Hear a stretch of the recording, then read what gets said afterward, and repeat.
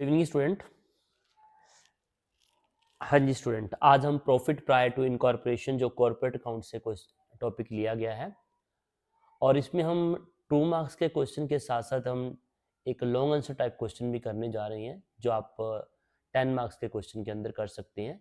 Basically ये 2 marks का question इसके अंदर हम कवर कर रहे होते हैं, लेकिन अगर ये आपसे क्वेश्चन पुटअप किया जाता है कि प्रॉफिट टू प्रायर टू इनकॉर्पोरेशंस कि प्रॉफिट को एस्टेंड कैसे करते हैं, प्रॉफिट प्रायर एंड पोस्ट को, तो ये आप सारा लिख सकते हैं। हाँ जी, पहले पुटअप किया जाता है क्वेश्चन आपसे, प्रॉफिट प्रायर टू इनकॉर्पोरेशंस, इसका मीनिंग क्या है, ये क्वेश्चन हमारे लिए पुटअप हो जाता है।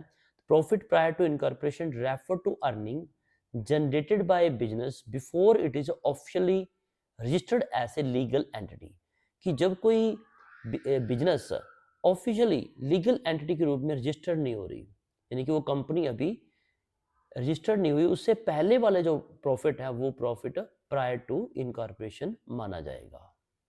And these profit are typically earned during the pre incorporation period, ये प्रॉफिट होते हैं वो प्री इनकॉर्पोरेशन पीरियड के माने जाते हैं, क्योंकि उस समय भी वो बिजनेस चल रहा होता है। फॉर एग्जांपल आप ये कह दें कि एक कंपनी है जो 30 सितंबर को बनी, ठीक है, एक कंपनी उससे पहले वो बिजनेस चलता जा रहा है, वो हो सकता है सोल ट्रेडर के रूप में काम कर रहा है, एक व्यक्ति सोल ट्रेडर के रूप में काम कर रहा है, लेकिन 30 को वो रजिस्टर्ड होगी, तो इससे पहले वाले जो प्रॉफिट होंगे प्रॉफिट प्रायर टू इनकॉर्पोरेशन हो जाएंगे।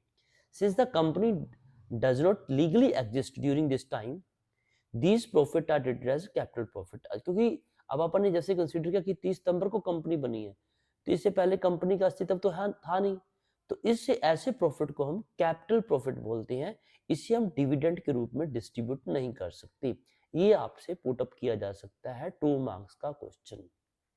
आई थिंक आपको क्लियर हो गया होगा कि profit prior to incorporation refer to earning generated by business before it is officially registered, official रूप में वो भी रजिस्टर्ड होने से पहले के जो प्रॉफिट होंगे वो सारे प्रॉफिट प्रायर टू इनकॉर्पोरेशन कहलाते हैं, और ऐसे प्रॉफिट को आप कैपिटल प्रॉफिट बोलते हैं, इन्हें डिस्ट्रीब्यूट नहीं किया जा सकता, ठीक है। और ये साफ तौर पे क्लियर होता है कि जब बिजनेस वो कंपनी के रूप में रजिस्टर्ड नहीं हुआ, उससे पहले जो बिजनेस चल रहा है जो भी प्रॉफिट होगा वो क्या क्या है कहलाता है प्रॉफिट प्रायर टू इनकॉर्पोरेशंस। अब इसमें आप सेकंड पॉइंट ये देखेंगे, आपको कई बार ये 10 मार्क्स से क्वेश्चन पुटअप हो जाता है कि ऐसे प्रॉफिट को कैसे असरटेन करना है, कैसे निर्धारित करना है, तो ये की पॉइंट आपको ध्यान में रखना पड़ेगा। एक सेपरेट प्रॉफिट एंड लॉस बनाना पड़ेगा आपको, is prepared for both pre and post incorporation, ठीक है, ताकि दोनों पीरियड के लिए आपको प्रॉफिट एलोकेट करना आसान हो जाएगी। Pre incorporation profit are transfer to capital reserve, जैसे हमने बताया है profit prior to incorporation capital reserve माना जाएगा, और अगर लॉस होता है, ठीक है, अगर लॉस हुआ है प्रायर इनकॉर्पोरेशन, तो इस इन दैट केस वो क्या बोलते हैं, कैपिटल लॉस बोलते हैं, और ये गुडविल अकाउंट में भी ट्रांसफर किया जा सकता है। दो इसके लिए हमें 2 इंपॉर्टेंट रेशियो देखने पड़ते हैं। आप यहाँ पर एलोकेशन कह सकते हैं, एलोकेशन आप डायग्राम बना सकते हो, एक टाइम रेशियो हो गया आपके लिए, और एक सेल रेशियो हो गया, सेल रेशियो हो जाएगा। तो ये एलोकेशन ऑफ एक्सपेंस और प्रॉफिट की बात कर सकते हैं, कैसे एलोकेशन करोगे प्री और पोस्ट के लिए, ये 2 पॉइंट आएंगे। टाइम रेशियो पे क्या करोगे आप, टाइम के आधार पर प्री और बिफोर आफ्टर का इनकॉर्पोरेशन के हिसाब से जो खर्चे होंगे बांटेंगे, और सेल रेशियो में क्या होता है, सेल्स को आप बिफोर और आफ्टर इनकॉर्पोरेशन में बांट देते हो। These ratio are crucial accurately allocating gross profit, ये ग्रोस प्रॉफिट को बांटने के लिए, ठीक है, और कुछ और हमारी टर्म्स आएगी वहां पर हम इसे यूज करेंगे। इसके बाद to handle pre-incorporation profit, a separate profit and loss account is prepared, आपको separate profit and loss account prepare करना होता है दोनों के लिए, प्री और पोस्ट इनकॉर्पोरेशन के लिए।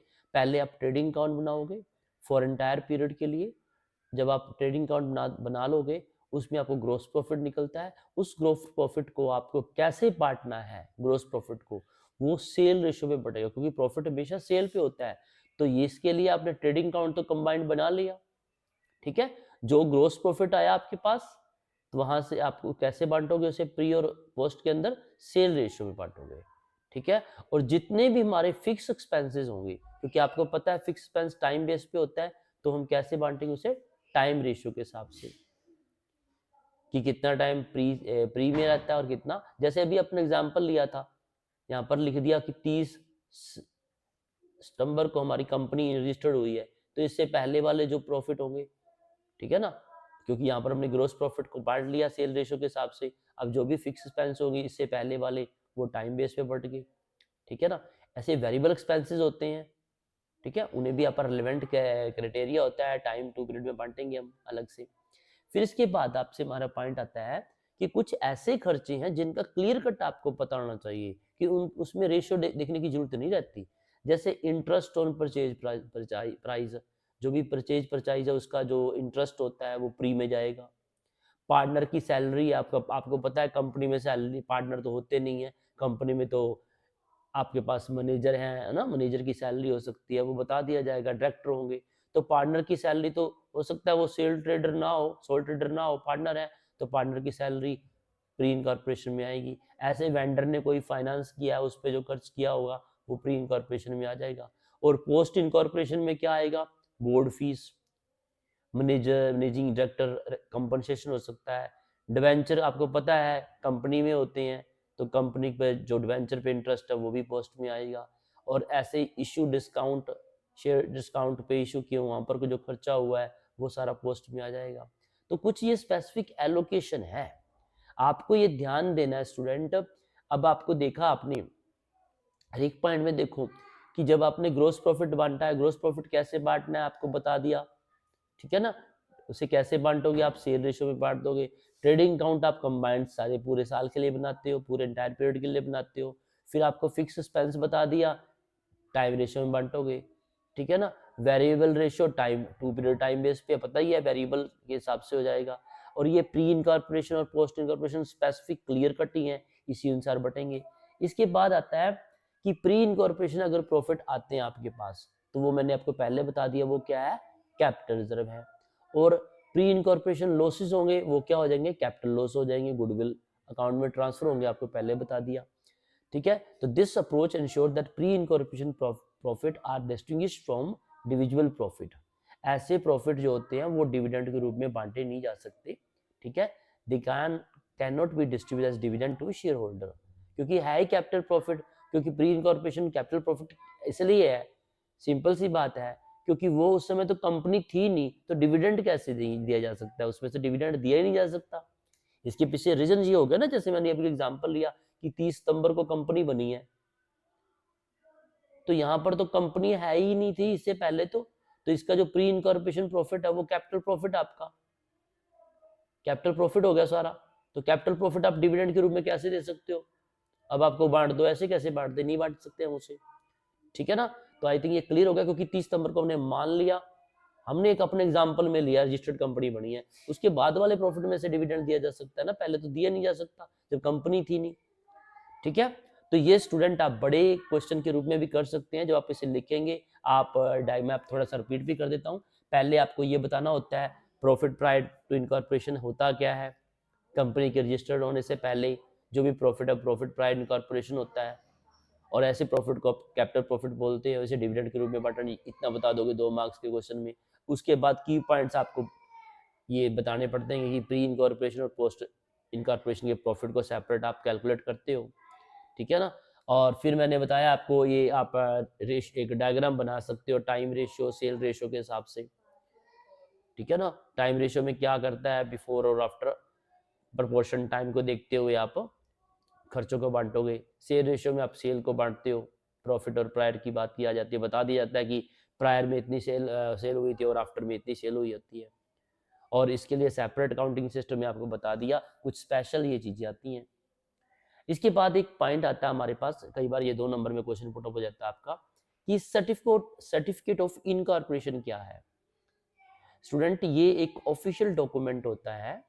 Certificate of incorporation is an official document issued by a government authority that legally establishes the existence of a company।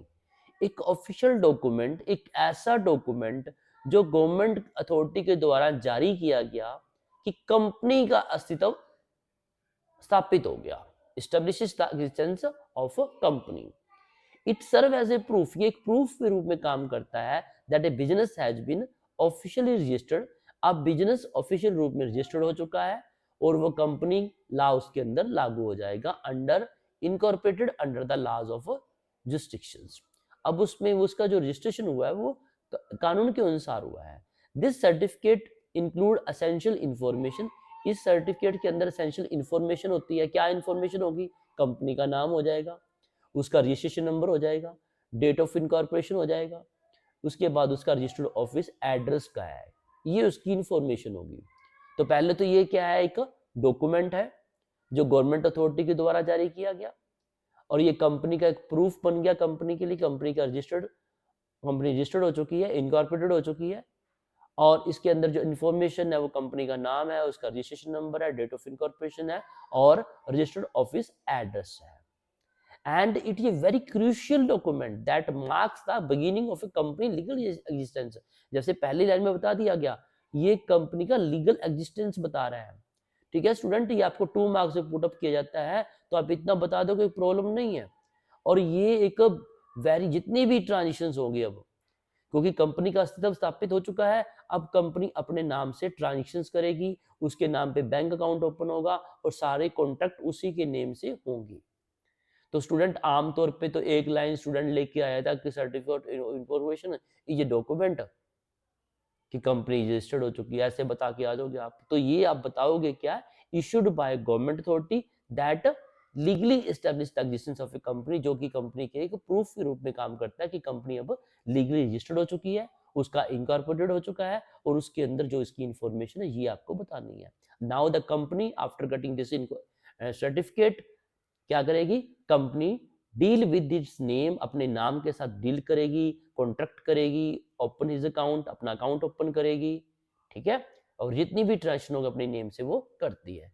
तो स्टूडेंट आई थिंक आपको ये समझ आ गया होगा हमने क्या किया आज के टॉपिक में। बेसिकली 2 पॉइंट अगर बड़े क्वेश्चन के रूप में बात करें तो आप ये भी लिख सकते हैं, कोई प्रॉब्लम नहीं आएगी। 10 मार्क्स के क्वेश्चन में ये सारी बात आप लिख सकते हो और सेपरेट पूछा जाता है तो ये 2 नंबर का अलग से क्वेश्चन पुटअप हो गया आपको। ठीक है, और ये sale ratio, profit ratio, time ratio कैसे आपने डिस्ट्रीब्यूट करना है, इसको कहाँ कहाँ यूज करना है ये भी बता दिया। और ये स्पेसिफिक एलोकेशन भी आपको पता होनी चाहिए, क्योंकि कंपनी कब बनती है, जब कंपनी बन चुकी है तो बोर्ड फीस लगेगी, डायरेक्टर कंपनसेशन लगेगी, इंटरेस्ट ऑन डिवेंचर है, डिस्काउंट है, ये कंपनी की केस में है ना। ठीक है, और एक बात हमेशा नोट रख लेना कि profit prior to incorporation is treated as a capital profit, उसे आप डिविडेंड के रूप में बांट नहीं सकते। ठीक है, तो ये था स्टूडेंट आज के टॉपिक और हम जल्दी ही आज ही आपके लिए दूसरी वीडियो भी लेके आ रहे हैं। आप इतने में ये कंप्लीट कीजिए। Thank you.